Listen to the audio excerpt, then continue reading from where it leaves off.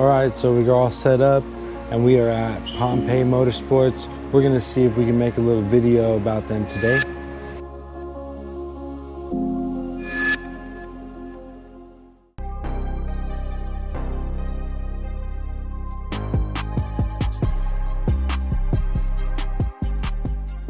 All right, we're here at Pompeii today, and I walk in here and the first thing I see is a Miata with the SS badge. What you guys got going on today?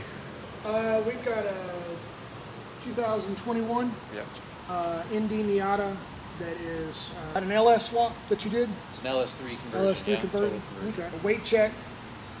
So I'm using the long acre scale system to get a baseline weight, and then we're going to do an alignment.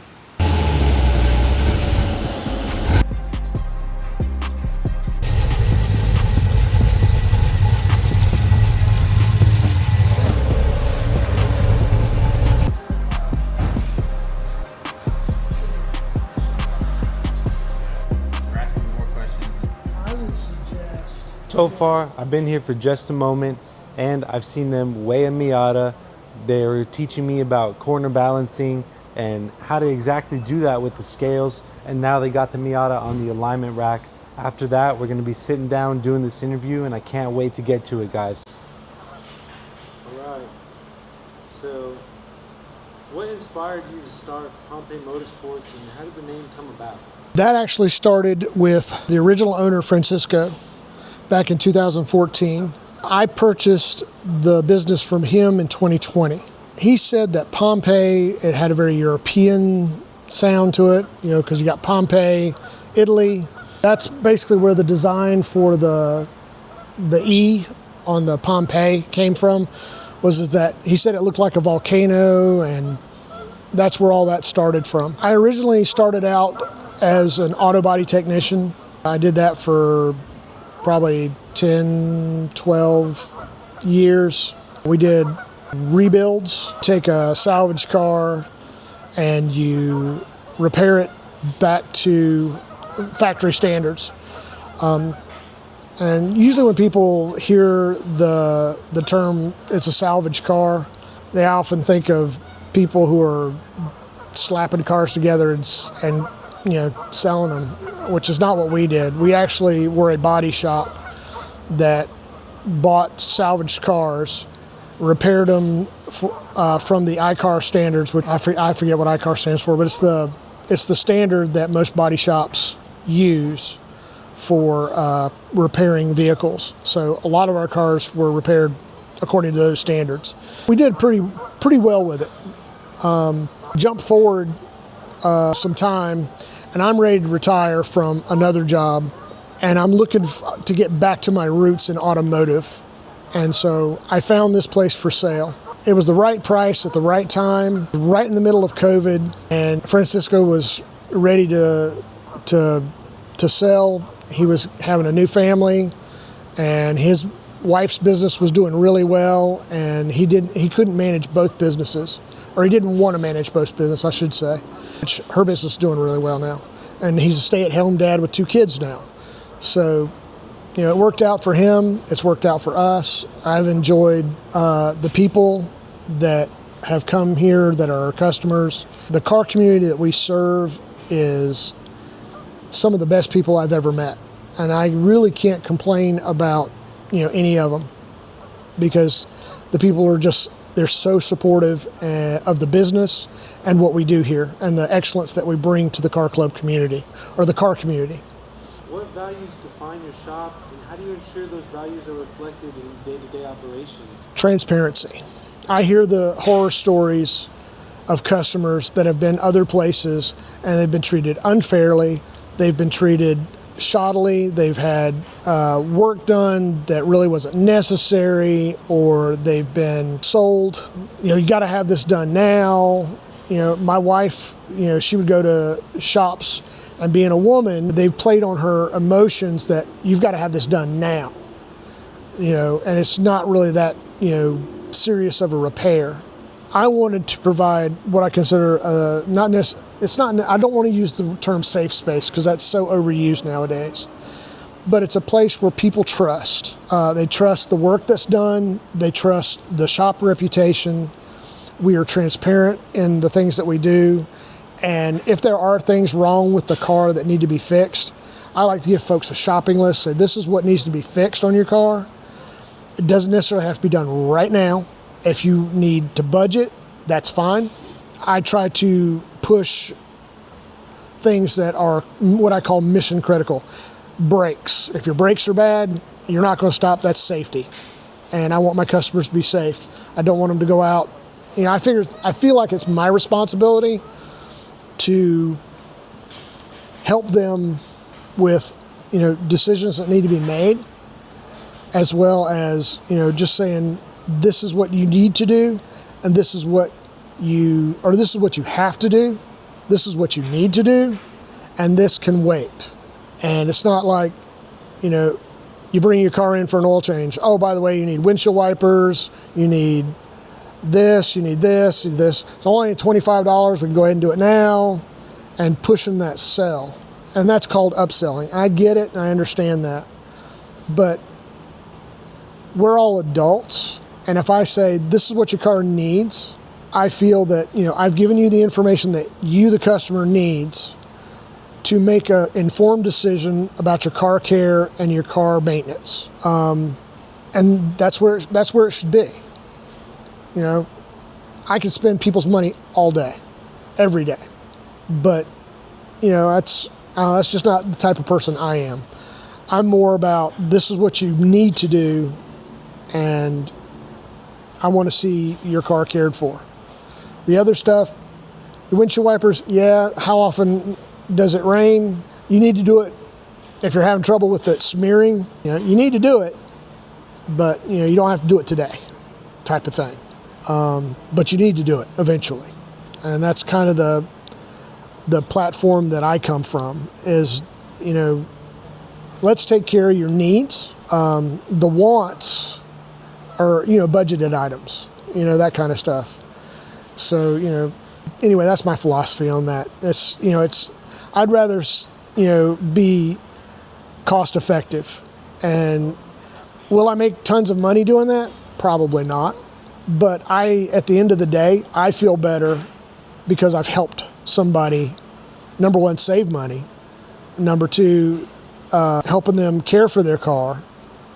And it's all about caring for the customer's car as if it was my own. Well, Rob, what would you do? Well, I'd go ahead and do this, but if I'm on a budget, this could wait until, the next thing.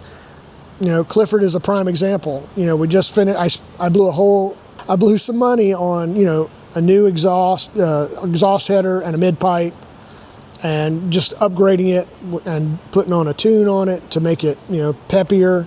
And, I really want to do coilovers, but I got to wait because, that's the way the budget is. And, it's the same thing with customers' cars. It's what's your budget?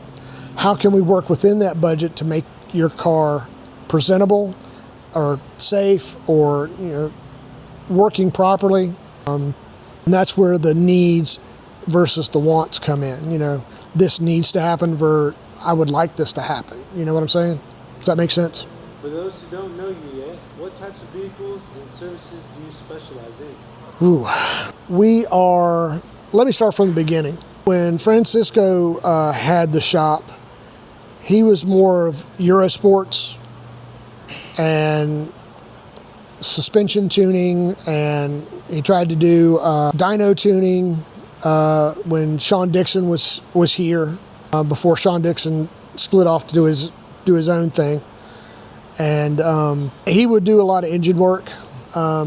When I took over, it was more suspension work, suspension tuning, alignments, tires, general maintenance, oil changes.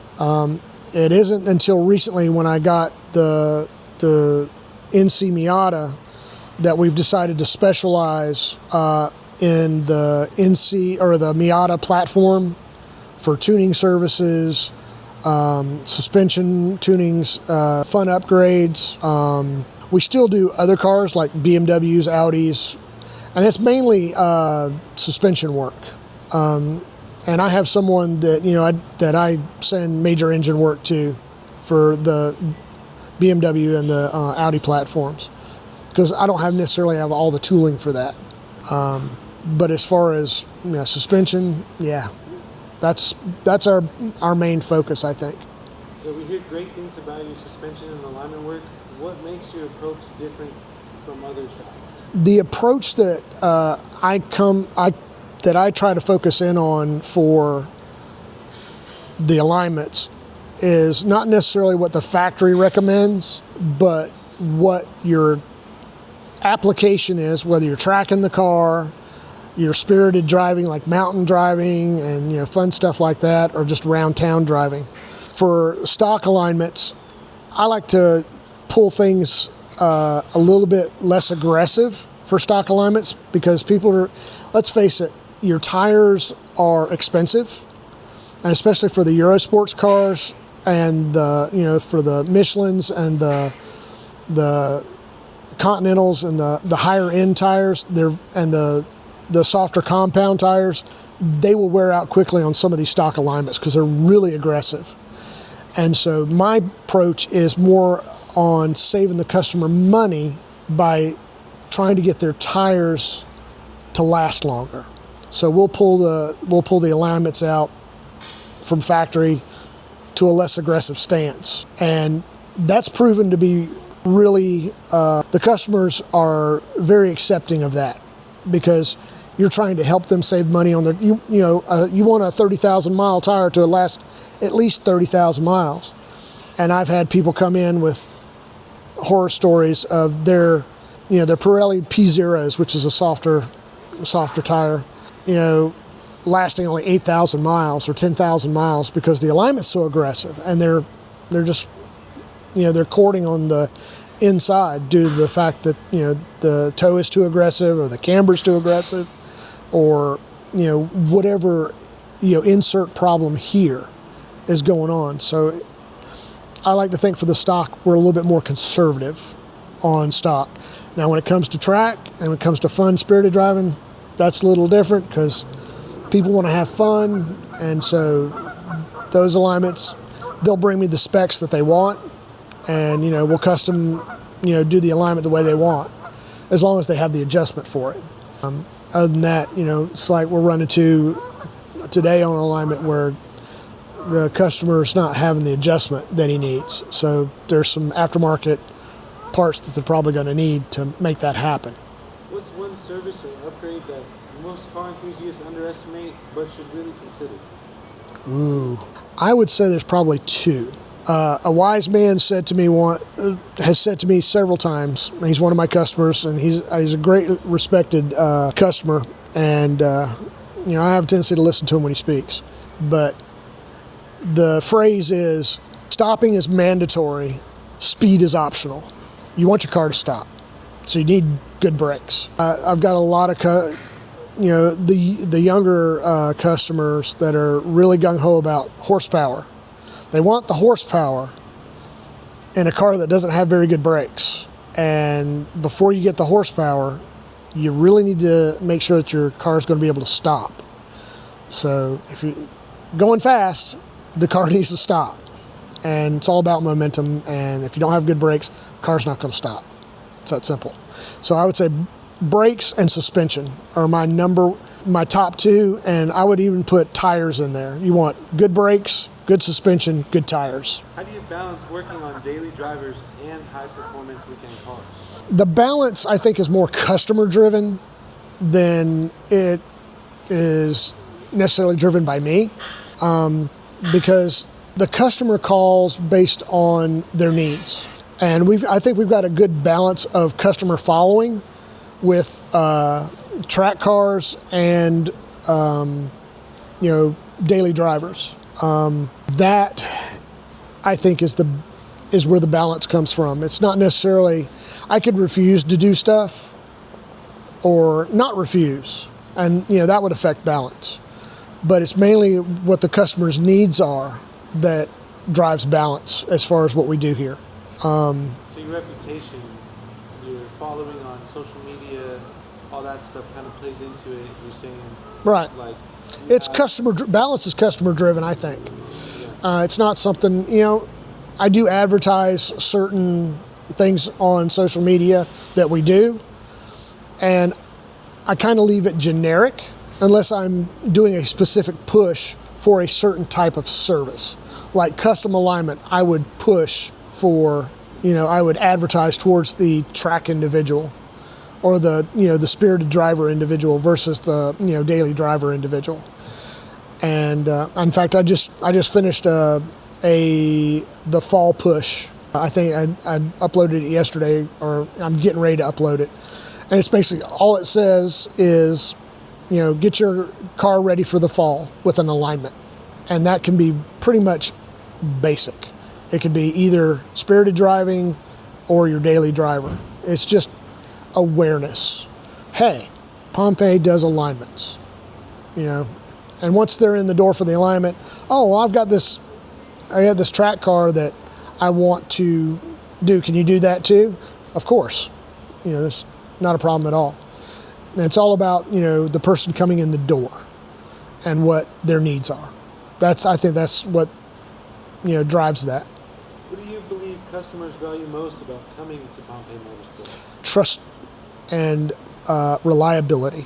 You and I have talked many times about walking into a shop and not feeling like you can trust the people that are working on your car. I've got customers that have come to me and said, Robert, I can't find anybody that I trust. And so trust is a big part of it. And the way that you build that trust is by being honest with your customers, by being straightforward with them and being transparent. Can you share a memorable success story or a testimonial from a loyal client? Yes. I've got a customer who has a Boss 302 Mustang, strictly a track car. And he's gone through Ford Racing and made this car phenomenal. He went to several Mustang specialists trying to get his car aligned properly to what he wanted. And there's several Mustang shops in the upstate and around the Greenville area that do this, and they couldn't do it. And I had never worked on such a car as his, but I said, bring it in and let's look at it. Because he was referred to me by another customer that is one of our track people. That's all he does is track cars.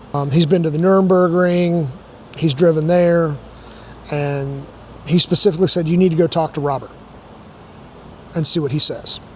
And so I said, what's the worst thing? Just bring the car in, let's get it on the lift and show me what your needs are. And so he brought the car in, we put it on the lift, we got up underneath it, and we talked about what he wanted to do. As far as, he said the car doesn't track right on the track, and this is what I need to happen, and nobody seems to be able to do it. So I said, okay. I said, the worst thing, he said, I said, I'll give it a shot. And the worst thing that can happen is that we cannot meet your expectations. So he brought the car in for the alignment. We got it on the alignment rack. And his car was completely adjustable. I mean, everything was adjustable. All the suspension was adjustable. We adjusted his pinion angle. The previous shop that he went to couldn't get that right. We adjust, because he had the adjustment for it. I've got an angle gauge. I put it up on the car, measured the pinion angle, and I said, what number do you want? He said, I don't want blah, blah, blah. Well, I adjusted the angle, blah, blah, blah. It was very simple. And he and I sat here. I don't normally let customers in the shop when I'm working because it's a distraction, it's a safety issue. But the fact that, he's so knowledgeable about his own car, he's given me the information that he needs real time. So to me, that's an asset, and he's not in the way, and we're talking about what his needs are. They couldn't get his axle straight, centered in the car. So, did a little research on what needs to happen, because He said, got the adjustment, but I wasn't really sure what needed to happen. But once I have a procedure and I've got something that I can follow, then I can apply that knowledge to what needs to happen. I'm pretty good at that. And so we got his axle. I actually took plumb bobs. And for those that don't know what a plumb bob, it's a string with a weight on the bottom. And I taped one to one side of the fender and went to the other side and taped the other side. And we centered his axle based on the distance between the two strings, and got his thrust angle at 0. Because it's a live axle. It's not independent rear suspension. It's so we got that adjusted, and then the rest of it was just a regular adjustment on the front of the car. I said, take it to the track. We'll call this a baseline, and if it doesn't perform like you need it to perform, then we'll figure out something else and get it straight. He took it out that weekend. That Monday after he was at the track, he came back in and he said, Robert, the car performed perfectly. It's exactly what I wanted. He said, I don't understand why everybody else could not do that. He said, you got a customer for life. So how would you describe the culture inside your shop? Ooh, that's a good question. Well, it's just me and Chad here right now. And, we work really well together. He's very knowledgeable. He knows exactly what needs to happen. He's got a lot of experience, a lot more experience than I have in certain things, which is good because that way we balance each other out. I think the culture is, we try to be accepting, try to be fair. Sometimes it doesn't always work out that way because people are people. And, but the thing that matters to me most is the mental, I don't want to say acuity, that's not the right word. What is it? It's, I don't know if you want to call it belief or the people that work here, me, Chad, and whoever, they have to be committed to the idea of Pompeii and what the mission statement is all about. And it's all about, being transparent, all about doing a good job, all about, making sure that, 100% effort is given on just about anything we do. And, that's, why people trust us is because, I would say that's the culture of the shop is trust and building that trust and reaching out to the car community, reaching out to customers and saying, my dad used to say it's all about being a servant leadership, where everybody seems to think that leadership is all about telling people what to do. To me, true leadership is leading by example or doing your military. Would you trust a general or someone that just tells people to go out and put their life on the line, or the lieutenant who goes out there and leads the charge and say, follow me, boys, let's go? Right. Because he's not doing anything. He's doing something that he's not expecting you to do, something that he's not willing to do himself. And that's kind of, that's the atmosphere that, I try to do here. I'm not the best at some things, but if I have to, I'll go learn it and I'll figure out how to do it. Like I've got the Miata here, and I just got a powder coating system that we're going to use Clifford as our guinea pig, and we're going to learn on Clifford before I ever offer this to customers as a service, because you got to be proficient at it. And to me, that's important. How do you keep your team motivated and up to date with the evolving car technologies? Oh, I don't have to do that at all. The people that work here, me included, we all have a passion for automotive excellence, and so we're constantly, like I just said, I just purchased a powder coating system, and to me that's cool technology, or that's cool things to do. And so the motivation is to be proficient at it, to provide customers a good service that they're going to be happy with.